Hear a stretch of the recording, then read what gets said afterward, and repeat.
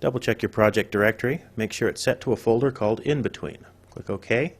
Go to File and load a scene from the Scenes folder called Inbetween2.fxs. In the previous two sections, we animated this arm by first laying in our extremes and then improving the animation with arcs by adding breakdowns. Let's check a couple of settings here. Our channel edit is set to all channels. We're scaling the graph to fit the view, so click into the Animate tab and open up the spline block with the middle mouse click. If you middle mouse click on any one of the members here, we can see exactly what's going on. If we highlight the keyframes don't change. In this case, our two extremes here at the beginning are called a hold. Then we have our passing position leading us into another extreme, which holds over. Then a passing position on the swing back down to the ground, which holds over. When we play this animation, we can see Messiah's default spline interpolation at work. We get drifting between the holds. We want to stop that drifting by doing one of two things. We can highlight each keyframe in each member of our group and set the tension to 1 to flatten off our keyframes. Or we can add more keyframes to correct for the drift. So the first in-betweens I'm going to add to correct this keyframe drift are called double keys. A double key is an identical keyframe right next to itself. So we tap Enter to bring up the Create Key dialog. We're going to create a group keyframe on our group. And instead of at frame 0, which is where we're at, we're going to create it at frame 1. Click OK. You can see the two keys next to each other. When we advance forward to frame 20 on this other extreme and do the same thing, bring up the Create Key dialog, create the key at frame 19, click OK. You can see that our spline interpolation flattens itself off. Now the next type of corrective in between happens here when we move in between our extreme and our breakdown. Switch to a left view, you can see the hand shifting right through the ground plane, which is this level here. So we'll switch in between these two. We'll zoom out while pitch is selected on our forearm. We'll pitch it up so the hand is flat again on the ground. And keep doing that. Frame 23, we'll correct. Frame 24, we'll correct it slightly. You can see us generating a fairly accurate arc between these two. You can watch him slide. Switch back to a camera view.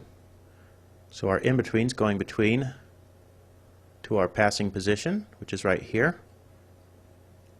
Up here is okay, so we won't touch it, but we have a drift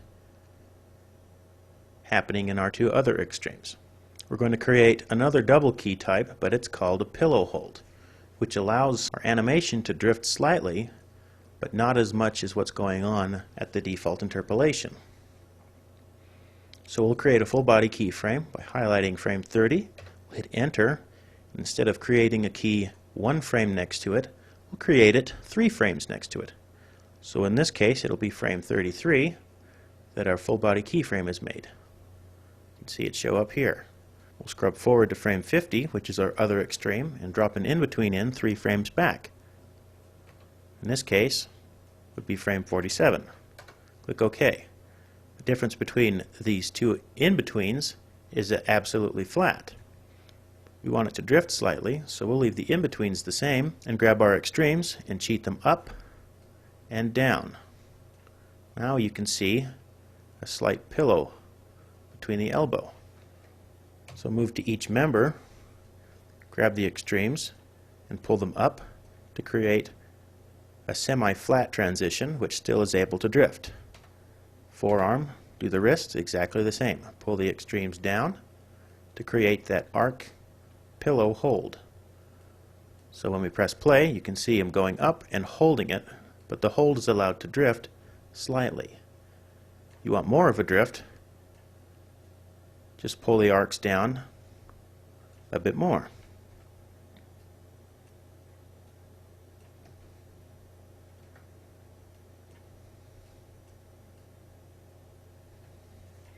So now when we press play, first hold, which stays exactly the same, our corrective in-betweens for the forearm, our pillow hold, and then back down. When we hit our next extreme, we just drop a double key down there, hit the Enter key, move 1 frame more on frame 56, click OK, and he stays the same. So now when we press play, we can see him going through all of the holds. So this is one way how in-betweens can be used to correct spline interpolations. Go to File. I'm going to save this scene as Inbetween2A.fxs.